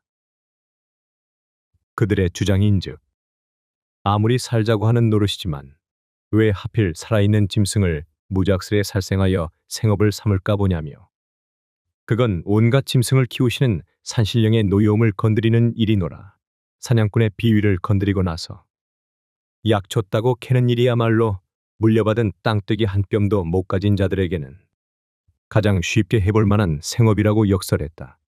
저 드넓은 지리산 184군데 골짜기와 능선에 무진장하게 자생하는 5만 가지 촉은 목피가 저마다 자라고 시드는 철이 있어서 제 눈만 밝으면 봄, 여름, 가을, 겨울 그 어느 철에도 망태기가 비어서 내려오는 날은 없다고 전지한 후 그리고 그 수백 가지 촉은 목피가 저마다 신기한 약효를 지녀서 병든 사람 고쳐주고 허약한 사람 보여주는 일이니 얼마나 보람이 있는 일이냐 자랑한 후 덧붙여 말하기를 그렇게 살생없이 병든 이들에게 공덕을 쌓노라면 언젠가는 산신령님이 감흥하사 마당심 산삼이 무더기로 자라고 있는 장소 한 군데를 점지해 주시는 날이 꼭 온다고 말을 맺었다.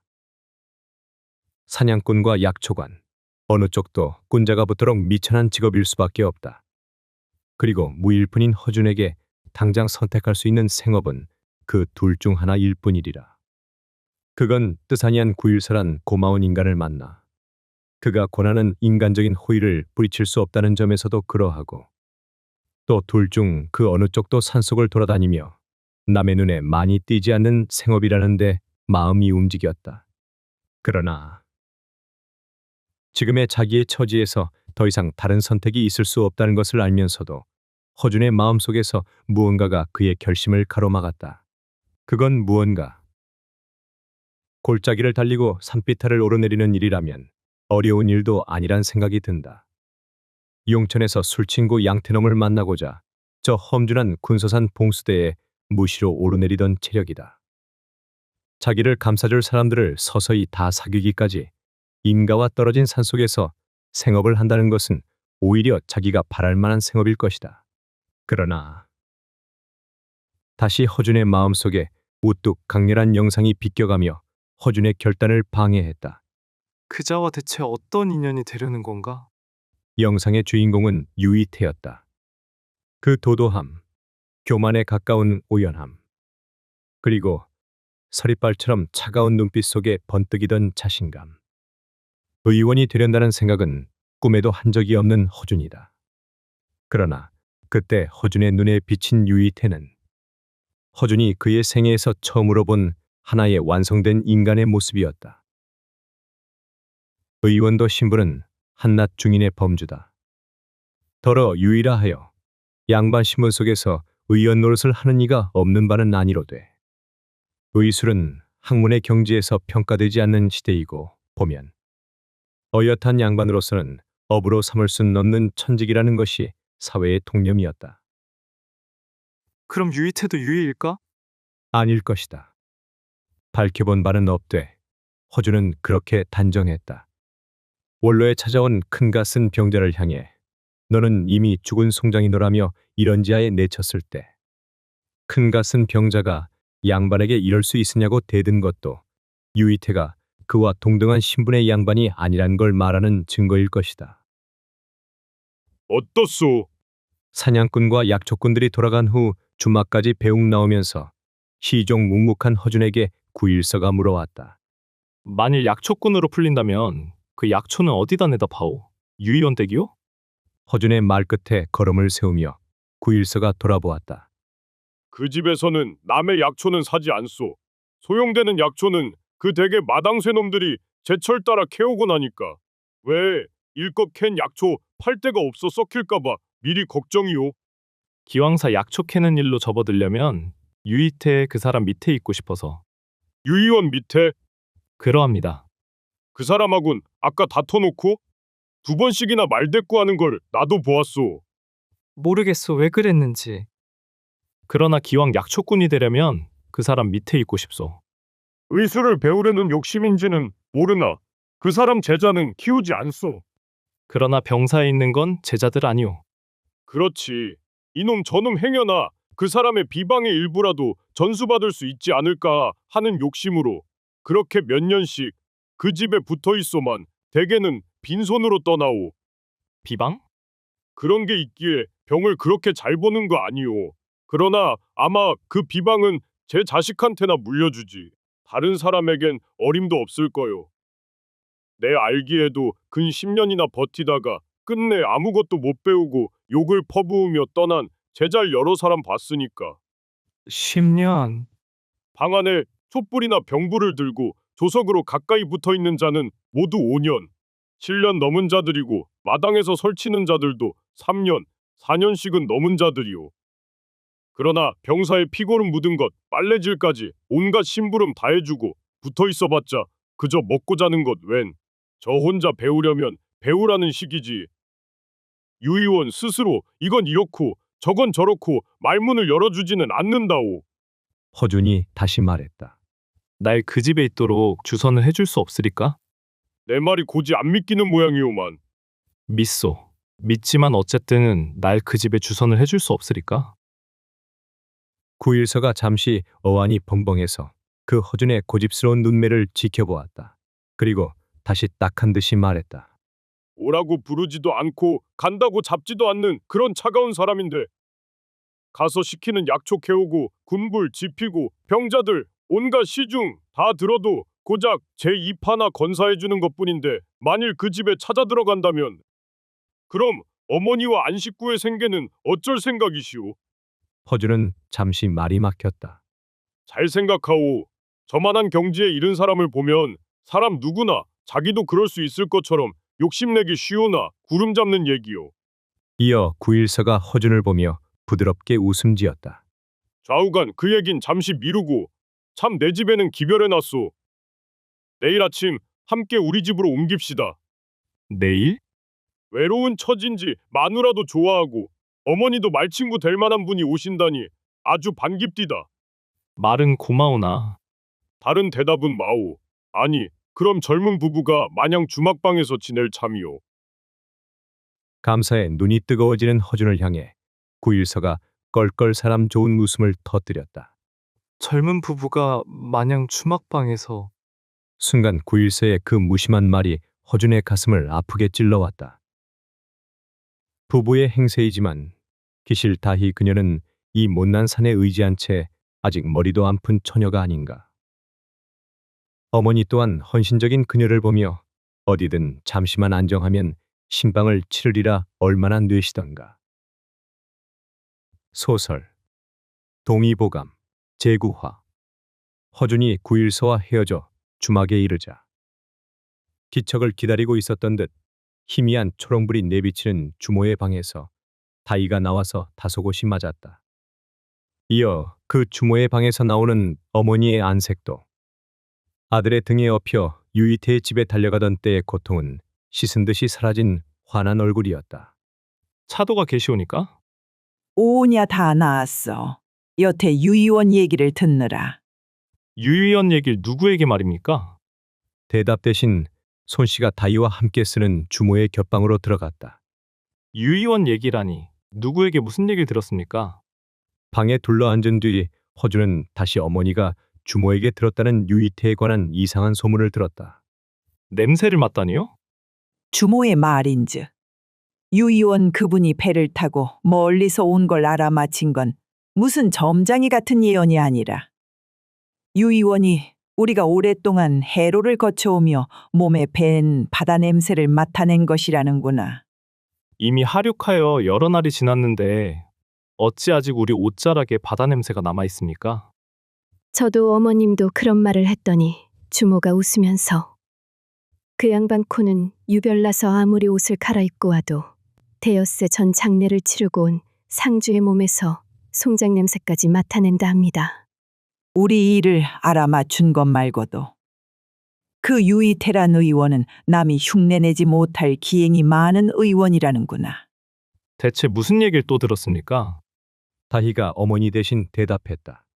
어떤 때는 병이 깊어 찾아온 사람에게 약을 지어주는 대신 돈단량을 건네주며 가서 맘 놓고 쓰라고 하더랍니다.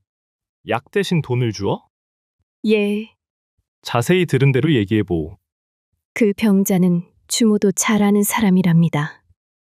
그런데 그 병자에겐 80 노부가 한 분 계셨는데 시름시름 앓으며 아들에게 고깃국을 실컷 잡숫고 죽는 것이 소원이라고 입버릇처럼 조르시는데 아들은 마음은 있지만 어려운 살림에 도저히 그 소원을 들어드리지 못해 생긴 생병이었답니다. 그래서 유 의원이 내준 단량으로 그 병자가 노부에게 마음껏 고기도 사드리고 새 옷도 마련해드려서 몇 해나 더 천수를 누리시다가 편안히 눈을 감으셨답니다. 그쯤 사람 속을 꿰뚫어 본다면 우리가 여러 날 배를 타고 온 것쯤 알아맞추긴 쉬운 일이 아니겠느냐. 허준이 그 어머니를 보았다. 그 허준의 뇌리에 또 한 번 유이태의 도도한 그리고 사람의 마음속을 꿰뚫 듯한 안광이 떠올라 압도하듯이 다가왔다. 유이태. 이날 밤 허준은 지금까지 구일서와 만난 얘기를 어머니와 다희에게 털어놓았다. 그의 소개로 사냥꾼과 약초꾼을 만난 얘기, 그리고 짐승의 피를 묻히며 사냥꾼으로 생업을 삼기보다는 약초꾼이 되는 쪽을 택했다는 것과 기왕사 약초를 만질 바에야 유이태 밑에 일하고 싶은 생각이나 그 유이태가 제자를 자원하는 사람들에게 얼마나 냉랭한 인간인가도 구일서에게 들은 그대로 들려주었다. 하오면 장차 의원으로 입신하실 생각이 오니까? 허준은 대답하지 않았다. 약초와 의원은 상관관계가 많으리라. 그러나 그 의원의 의자도 약초의 약자도 겨우 오늘 알았을 뿐이자는가. 좋은 생각이다. 잘 생각한 게야. 아들의 침묵을 말없는 긍정으로 안손 씨가 사뭇 감격 어린 소리로 찬성했다. 그러자 허준은 자신의 뇌리에 버티고 선 유이태의 강렬한 인상에 자신도 모르게 한 발 물러나는 말을 했다. 나는 그 누구처럼 온갖 냄새를 맡아낼 유별난 코를 가지고 있지도 않고 또 아무것도 가르쳐주지 않는 사람 밑에서 5년, 7년, 10년씩 허송세월할 생각은 없소. 단 지금 당장 다른 선택은 있을 수 없는 사정이니 약초꾼이 됐건 그 집 마당이나 쓰는 마당새가 됐건 잠시 의탁해 볼 생각이나. 무엇이냐? 큰 기대 갖지 마십시오. 제가 그 집에 몸담을 경우 보장되는 건 저 혼자일 뿐입니다. 일 부지런히 한다 하여 그 딸린 식구에게 따로 쌀밥을 퍼주는 예도 없고 봄 가을에 옷이나 한벌 해주는 것이 고작이라니.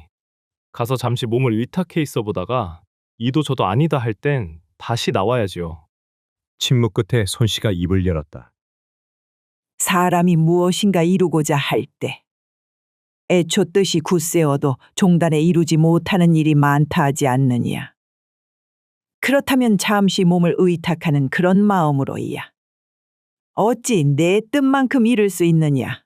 혹 우리 둘의 호구 때문이라면 그건 애미가 무슨 짓을 하여서라도 꾸려나갈 것이다.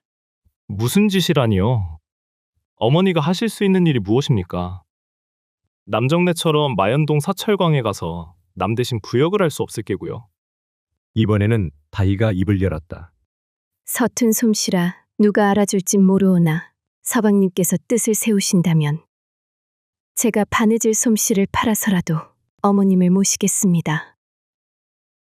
구일서의 집은 산음 관하에서 동쪽 전곡역으로 가는 한마장 거리의 속칭감골이라는 마을에 있었다. 주위에 널린 척박한 땅이며 마을의 살림이 유족해 보이지는 않았으나 벌판에 부는 쌀쌀한 바람이 거의 느껴지지 않았고 온 동리가 초봄의 햇살이 가득하여 따사로웠다. 전날 기별을 받아선지 퇴청하는 구일서를 따라 허준 일가가 앞개울에 건너 언덕배기에 올라서자 마을 앞 우물가에서 몇 마을 안악들 속에서 반찬거리를 씻고 있던 구일서의 아내가 아이를 엉덩이에 업은 채 종종 걸음으로 다가왔고 이렇게 폐를 끼칠 수 없다며 허리 굽히는 손씨와 다희에게 마주 허리를 굽히며 진보다리를 받으려 했다. 살갗이 희고 눈가에 주근깨 자국이 많은 그러나 심성이 퍽 따뜻해 보이는 여자였다. 구일서의 집은 그 마을 꼭대기 집이었고 일행이 삽작을 들어서자 봄볕이 가득 내리쬐는 쪽마루에 앉아 시래기를 다듬던 구일서의 노모가 기척을 듣고도 보이는 듯이 흰자위가 많은 눈을 휘번덕이며 반색해 내달았다. 이날 허준은 구일서와 그의 방에 함께 누워 밤을 새우며 앞으로 유이태의 집에 들어가겠노라며 다시 그의 도움을 청했다. 제자라니?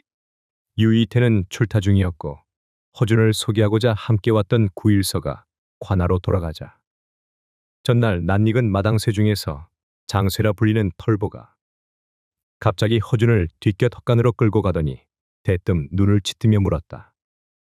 스승이 없는 틈을 타 마을에 내려가 낯술 몇 잔을 걸쳤는지 감성은 냄새를 풍기며 녀석의 말은 처음부터 시위조였다. 그렇소. 나도 유희연 밑에서 의술을 배워보고자. 허준은 사람이 없다 하여 돌변한 그 세 녀석의 험악스러운 눈빛을 향해 나직이 대꾸했다. 누구 맘대로? 장쇠가 또 물어왔다. 그건 유희원님께 허락을 받을 참의회다. 이 집에 제자로 들어올 놈은 유 의원님한테보다 우리한테 먼저 허락을 받아야 해. 어째서 그렇소? 허준이 되묻자. 어따, 이자가 제법 말 높이 하네. 유 의원님이라니 황차 내가 무엇이기에 유 의원 밑에 님자를 뽑아? 저희끼리 영달이라고 불리는 작달만한 마당쇠가 갑자기 핑계를 찾아냈다는 듯이 허준의 어깨를 탁 쳤다. 우리도 제자가 될지 말진데 왜 엉뚱한 놈이 또 끼어들어? 우리하고 제주를 겨뤄보려는 수작이요. 그게 아니오. 나는... 그 허준의 변명하는 턱을 장쇠의 삿대질이 건드렸다. 보아하니 먹물개나 먹은 얼굴인데. 형님은 가만 계슈. 키가 작달만한 녀석이 가로막고 나섰다. 허우대 희어멀끔한 놈이 어디서 빌어먹을 데가 없어서 우리 밥을 뺏어 먹으려 들어? 눈치 없는 놈에게 말귀 가지고 됩니까? 단박 알아듣도록 해줘야지. 갑자기 허준의 입에서 피가 터졌다. 이어 세 녀석의 주먹질과 발길질이 잇따랐다. 사람 치는 데는 이력이 난 자들인 듯했다. 사람이 달려왔다. 놈들보다 고참인 방 안에서 촛불과 손수건과 병불을 들고 유이태를 시종하던 제자들이었다. 그러나 녀석들은 말리지 않았다. 오히려 녀석들도 빙글거리며 나뒹구는 허준을 보고 있었다. 일어나려던 허준은 또 한 번 뜨거운 통증을 허리에 느끼며 정신을 잃었다. 시각이 얼마나 지났을까. 허준은 멀지 않은 곳에서 낯달기 한가로이 우는 소리를 들은 듯했다. 이어 자기의 몸뚱이 위로 물이 쏟아부어지는 것을 깨달았다. 눈을 떴다. 저희끼리 영달이라고 불리는 키가 땅딸막한 자칭 제자 중에 나이 제일 어린 사내가 헛간 처마 및 빗물을 받아놓은 깨진 항아리를 안고 서 있었고 막 눈이 떠진 허준의 머리 위로 남은 물을 다시 들이부었다. 온몸 곳곳이 터지고 부어오른 상처들이 그 차가운 물벼락에 이상하게 상쾌했다. 둘러서 있던 남은 5녀석이 마음 놓고 웃는 것이 보였다. 허준의 피가 터진 눈이 그때가 낀 누런 이 두 옷을 지그시 보았다. 그 웃음들은 폭력의 쾌감이라기보다 저희들 말 맞다나 어딘가 머물게나 먹음직한 허준의 존재에 무식한 자가 느끼는 본능적인 협의를 뭉뚱그리려는 비굴함이 섞인 그런 웃음이었다. 순간 허준의 뇌리에 한 가닥 칼날 같은 타산이 스치고 지나갔다. 문매를 당한 분함 따위는 문제가 아니었다. 그건 장차 이 유이태의 집에 눌러있지 않을 양이면 모르되 여기 붙어있을 양이면 이 기회에 자신의 존재를 저들의 머릿속에 똑똑히 박아주지 않고서는 앞으로 마치 한바탕 군불거리 장작이나 패듯한 이들의 오늘 같은 폭력이 끊임없으리라는 직감이었다. 원하는 바는 아니로 돼. 그렇다면 걸어온 싸움 피할 이유는 없다고 허준은 마음속에 내었다. 용천 바닥에서 파랗고로 손가락질 받던 한 시절이 있었다. 그리고 서귀포 퇴기년들이 몰려 사는 색주가 골목에서 양태놈과 짝이 되어 낯선 뱃놈들과 무시로 버린 쌈질 속에서 인체의 급소가 어디라는 것 좀 아는 허준이었다. 완강하고 뚝심이 밴 신체는 아니었으나 양태놈에게 배운 그 택견의 솜씨는 곰처럼 우람한 산에도 급소를 맞으면 별 수 없이 나가떨어져 픽거품을 뿜기 마련이었다.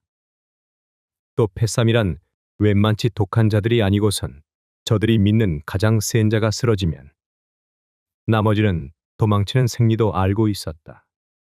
이자를 쳐야 해. 허준은 자기에게 제일 먼저 을러 딱딱거리던 장쇠라 불리는 털보가 그중 신체가 완강한 걸 보았다. 그도 제법 이골이 난 주먹질이었으나 녀석은 자신이 지닌 힘에 비해 골수가 울리는 그런 타격 솜씨는 아니었다. 빙글거리고 있는 그 장쇠라는 사내를 향해 허준이 일어섰다. 자신의 의지와는 달리 무지막지하게 짓밟혔던 허리 탓인지 잠시 다리가 후들거렸다. 장쇠가 그 허준을 향해 뒷문을 손짓했다. 나가는 문은 저쪽이야. 대꾸 없이 허준이가 그 장쇠의 앞에 버티고 나지기 말했다. 날 칠 수는 있어도 맘대로 내보내진 못하지. 제법 이놈이 겁이 없네. 핫핫. 그럼 내 손으로 끌어내쳐주지. 장쇠가 또 웃었다. 동시에 장쇠의 우악스런 손이 덥석 허준의 목덜미를 움켰다. 아니, 그 손이 닿기 전에 허준의 주먹이 장쇠의 수구, 인중을 쳤다. 순간 장쇠의 커다란 몸뚱이가 허공을 떠서 두억한 저만치 곤두박질에 나뒹굴었다. 무언가 소란한 소리가 났으나 허준이 다시 장쇠에게 다가갔다. 잠시 자신에게 닥친 상황을 모르던 장쇠가 싸진 입가에서 피를 발견하자 눈알이 퍼렇게 빛을 뿜었다. 이어 피 묻은 침을 되알찌게 탁 내뱉더니 불침 맞은 소처럼 튕겨 일어났다. 그러자 허준의 발이 가차없이 그 장쇠의 허리 뒤 혼문을 내지른 후 오른발 복사뼈 안쪽 조회를 걷어찼다. 황소 같은 뚝심으로 일어나려던 장쇠가 악소리와 함께 모로 넘어가더니 이어 일어서려는 그 오른발이 힘을 쓰지 못하고 버르적거렸다. 영다리가 무어라 고함치며 내뺐고 나머지 세 놈도 재물에 어푸거리며 도망쳐갔다. 앞마당 쪽으로 내달아가는 그들이 무어라 다급하게 고함 지르는 소리들이 들렸다. 날 다시 내쫓을 건가? 허준이 장쇠에게 나직이 되물었다. 장쇠가 한 손을 내젓고 고개까지 내젓는 것 보며 허준은 갑자기 정신을 잃었다. 혼자 뒤에 남아있던 노란 눈이 그 8년짜리 제자 황초잡이가 처마 밑에 쌓인 장작개비를 집어 허준을 후려 팬 것이다. 뒤이어 병사 쪽에서 병자의 가족들과 일단 도망쳤던 제자와 마당새들이 몰려왔다. 그리고 도지가 허준을 부축하여 병사로 갔다.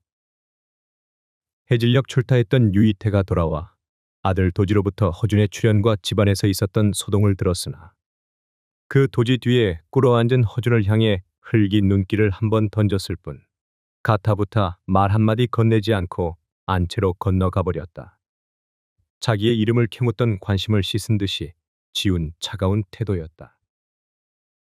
그날 밤 도지의 중재로 허준은 장쇠와 황초잡이 이목은 등 서로 주먹질이 오간 제자 일동과 술상을 마주하고 화해의 술자리를 가졌으나 기가 죽은 건 영다리뿐 장쇠는 다시 한번 으르려는 감정이 역연했고 이모군을 비롯 병사를 맡은 제자들도 허준이 두 손으로 건네는 술잔을 본체만채 냉랭했다. 유독 도지가 작은 주인 행세를 담아 제법 호기를 부리며 내일서부터 와 있어도 좋다는 허락을 내린 건 그 어색한 술자리가 파할 무렵이었다. 그날 밤 터진 머리를 싸매고 집으로 돌아온 허준에게 어머니와 구일서가 거푸 영문을 물었고 허준은 징검다리에서 발을 헛딛고 개울 속에 넘어졌노라 얼버무렸다. 두 번씩이나 물을 뒤집어 쓰고 미처 안 마른 옷자락 탓에 유이태 집에서 있었던 제자들과의 텃세 소동은 아무도 짐작하지 못했고 내일서부터 제자로 유의원 밑에 있어도 좋다는 허락을 받았으며 환영의 뜻으로 그 아들에게 술대접까지 받았다는 허준의 말에 어머니는 사뭇 감격한 얼굴이었다. 이어 어머니가 좋은 일이 있으려니 거푸 있구나 하며 시종 웃고 있는 구일서와 눈을 마주쳤다. 좋은 일이 거푸 있다니요? 허준이 되묻자 오늘이 무슨 날인지 염두에 두어 한 사람 보이지 않는 사람이 있는데 왜 찾지 않느냐. 그러고 보니 다이가 보이지 않았다.